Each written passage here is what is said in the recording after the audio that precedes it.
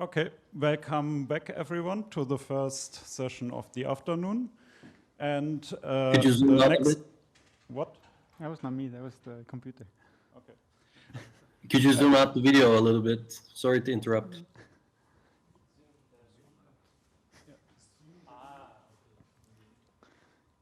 It's my ventriloquism act.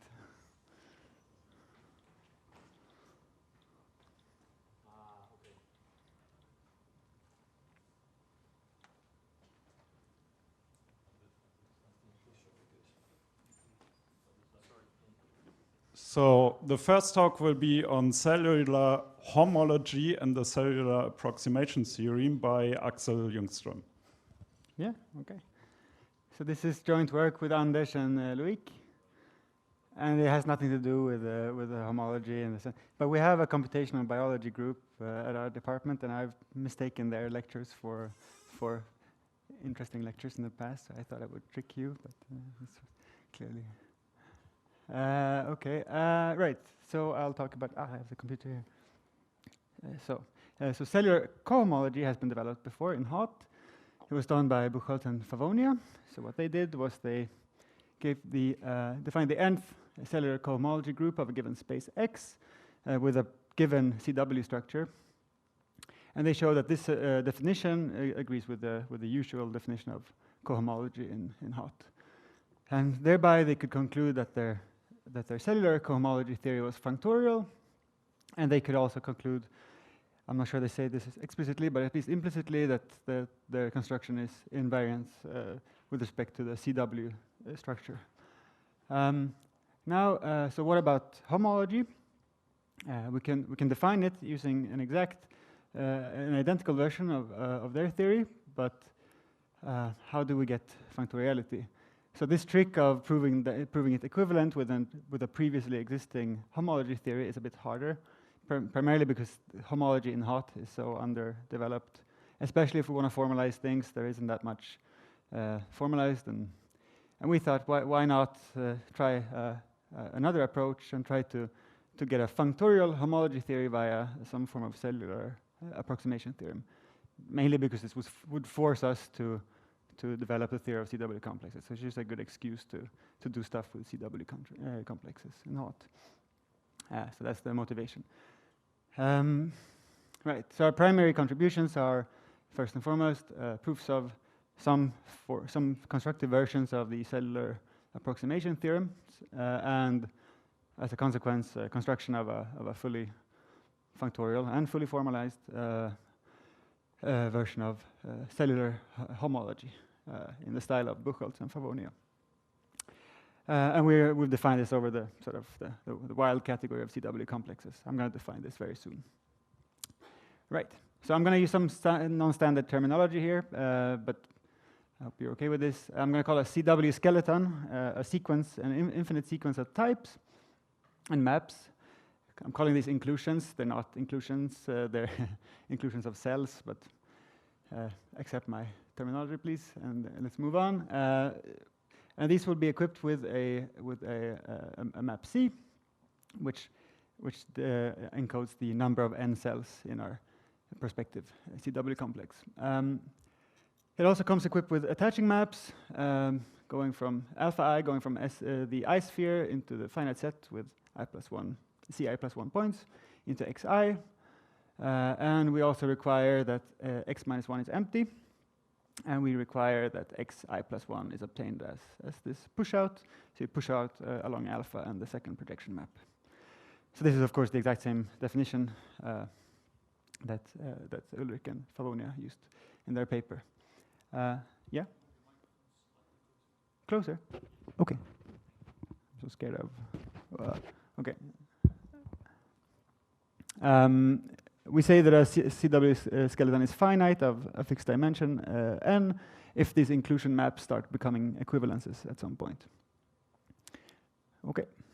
So I'm going to write incl infinity for the inclusion of the nth stage into the co-limit of our whole skeleton.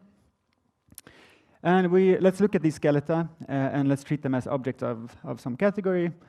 What would be the obvious notion of a map in that category?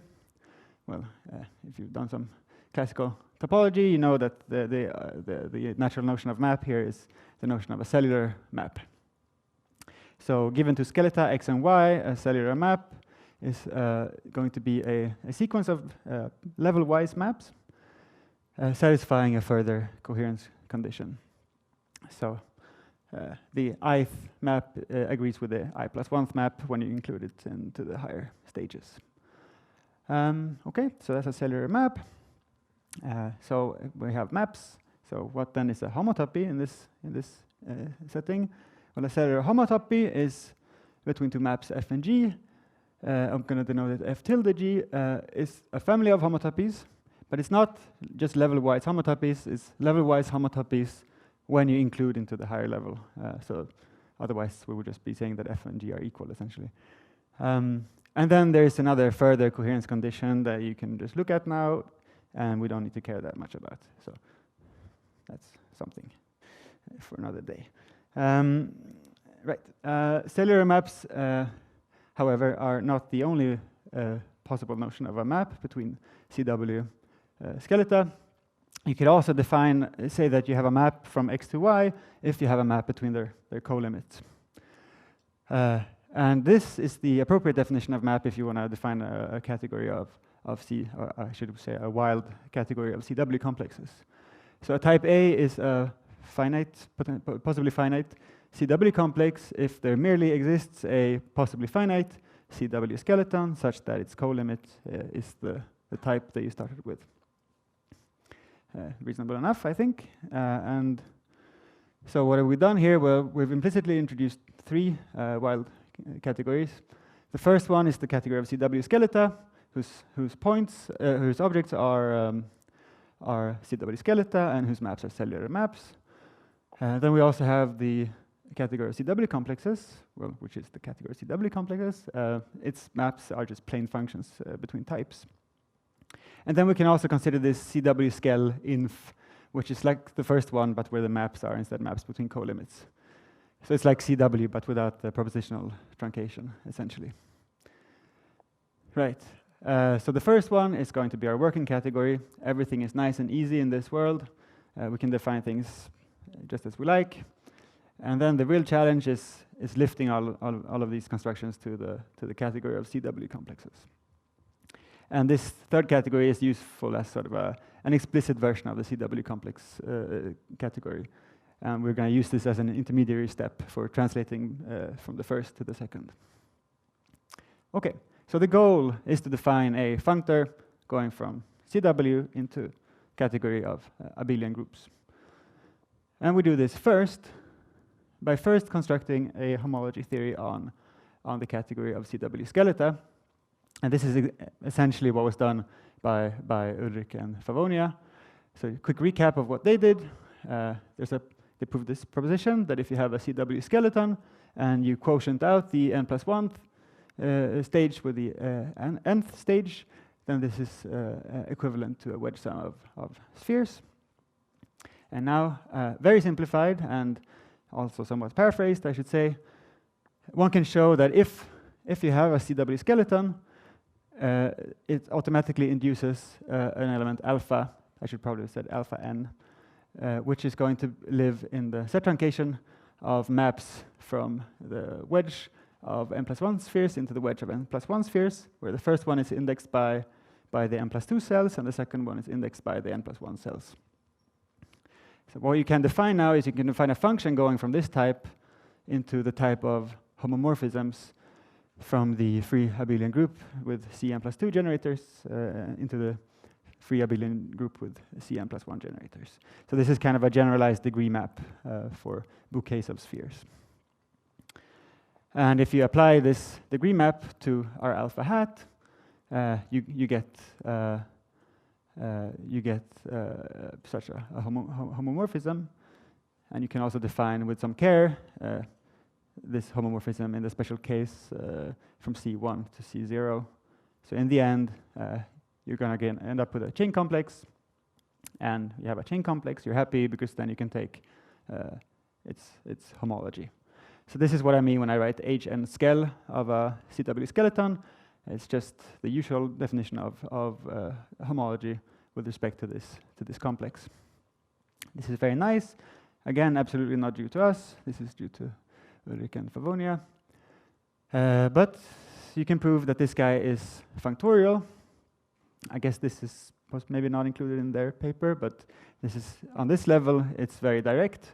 It's just a standard proof where you show that cellular maps induce chain maps, which in turn will induce maps on homology. There's nothing new going on here. It's your standard topology textbook proof. Okay, so we have our functor.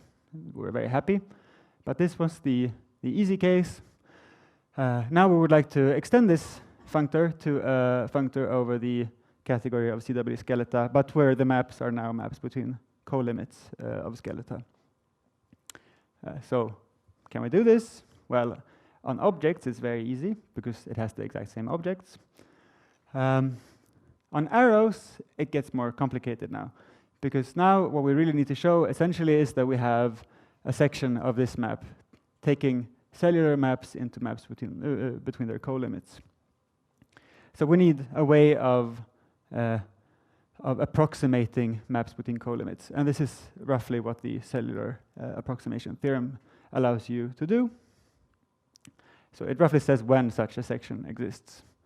So the theorem that we have proved, the version of it that we have proved is the, okay, no, I was too fast. Okay, I'm going to warn you here. So there's a slight finiteness condition appearing in the statement of the theorem. It doesn't matter, because when we do homology theory, we don't really care about the full CW structure. We only care about the CW structure up onto high enough dimension. So there's some finiteness assumptions here, but in practice they don't matter. So here's the theorem that we proved. Given x and y to CW skeleta with the x finite, if you have a map between their co-limits, then there merely exists a cellular map such that if you take the co-limit of the cellular map, it is the map that you started with. How do you prove this? Okay, that was too quick again. So what this says is, given any map between co-limits, you can cellularly approximate it up to dimension n. And we need to fix this level n here. Classically, you wouldn't have to do this. You would get a full approximation, and you wouldn't need this finiteness assumption.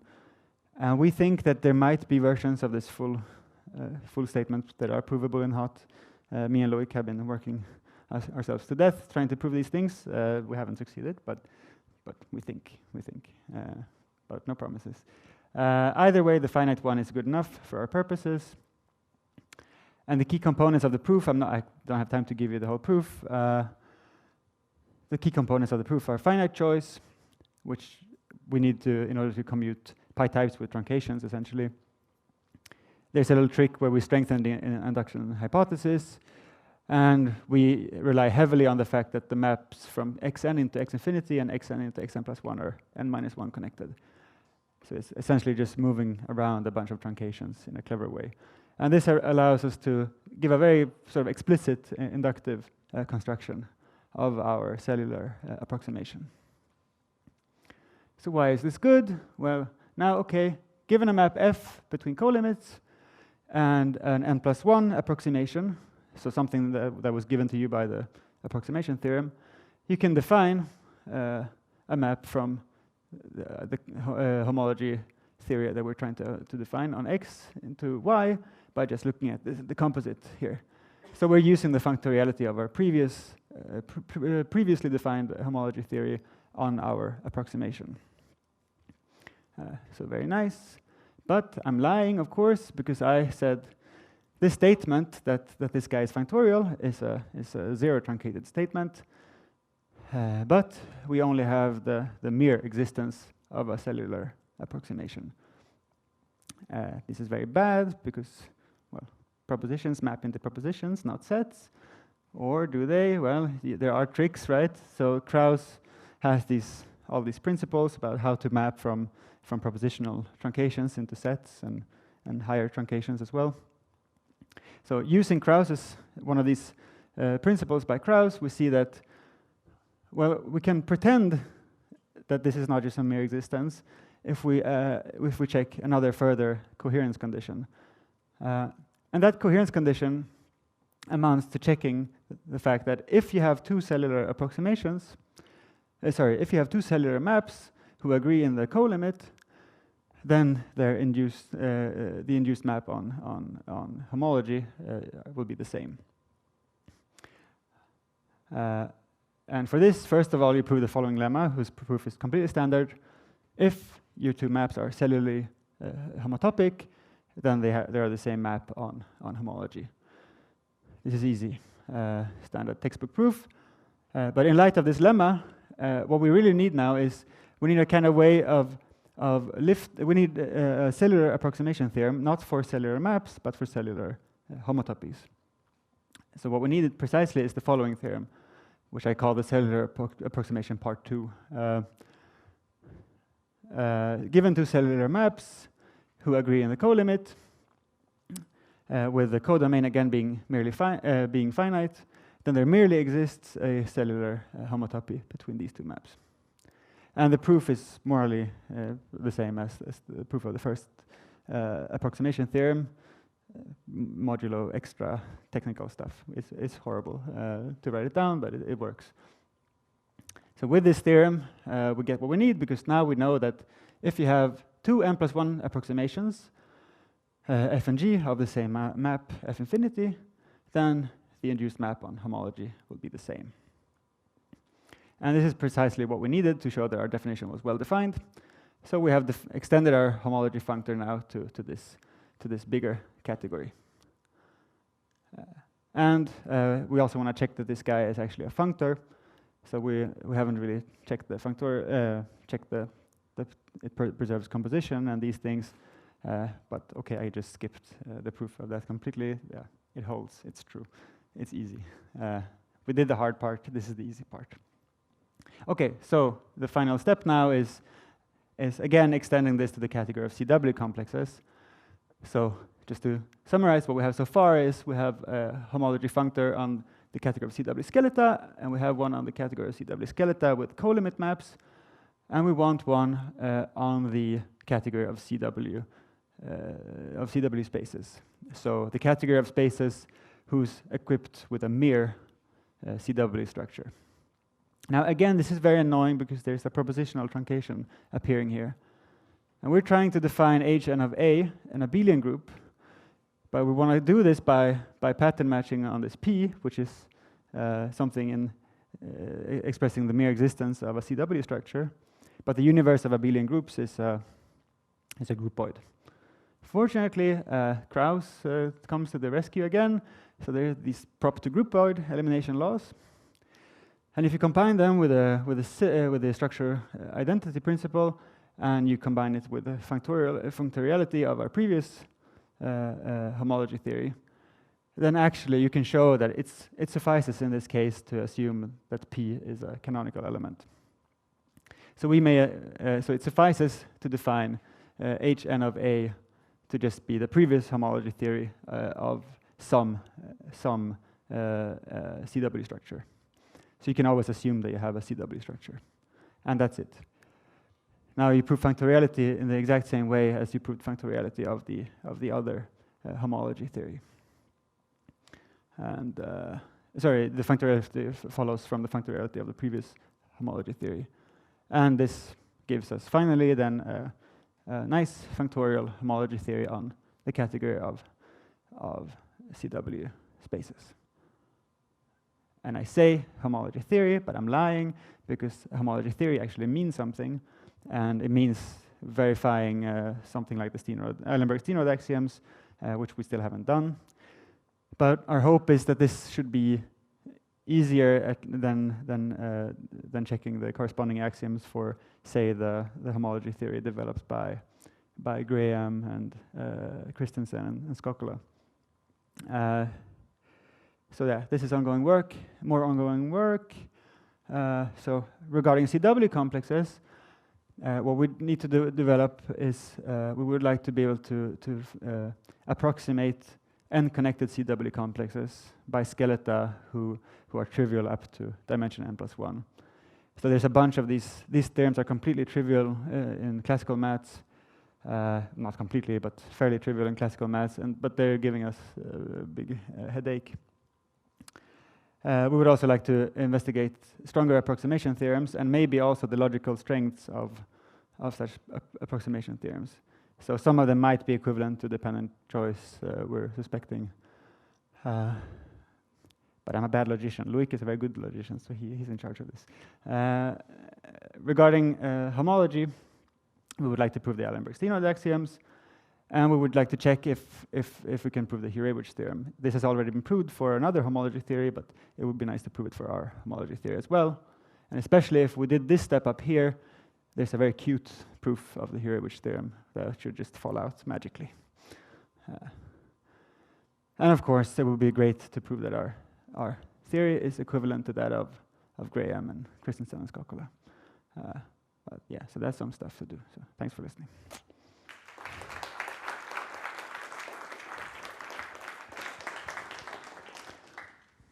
Okay, questions?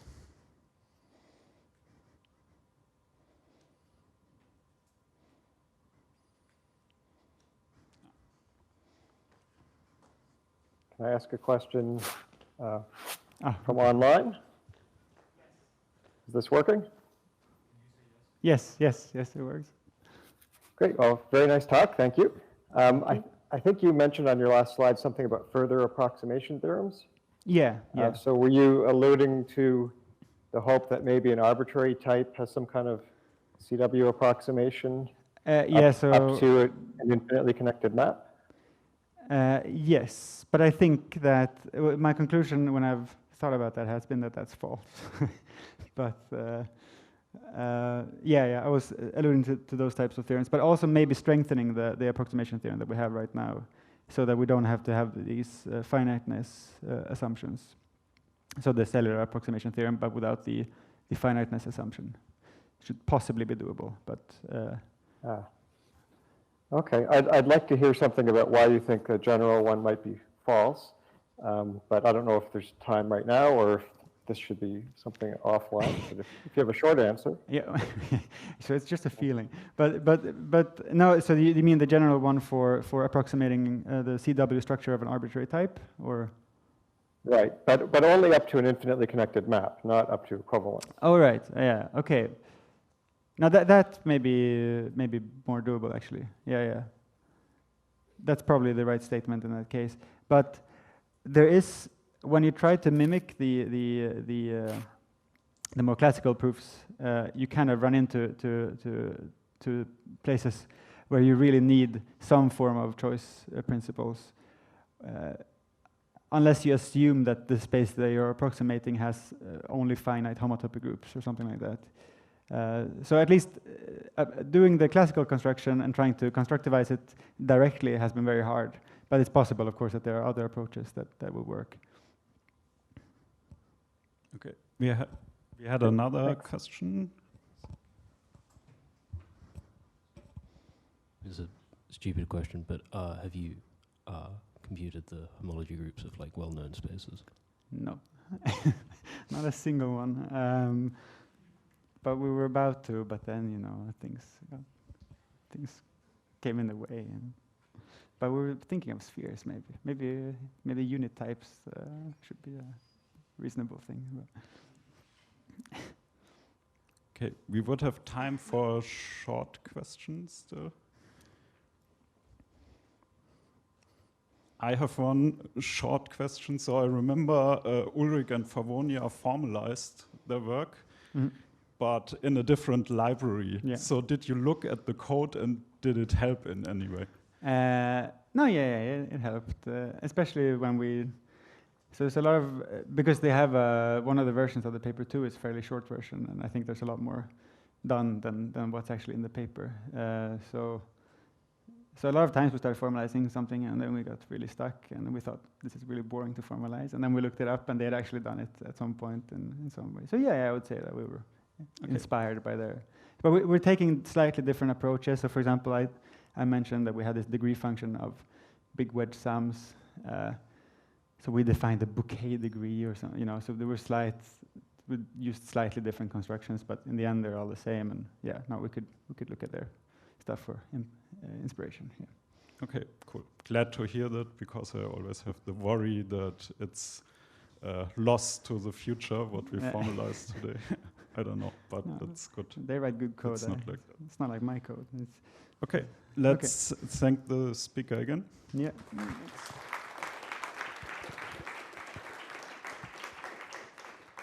Should I pretend to go away now and then?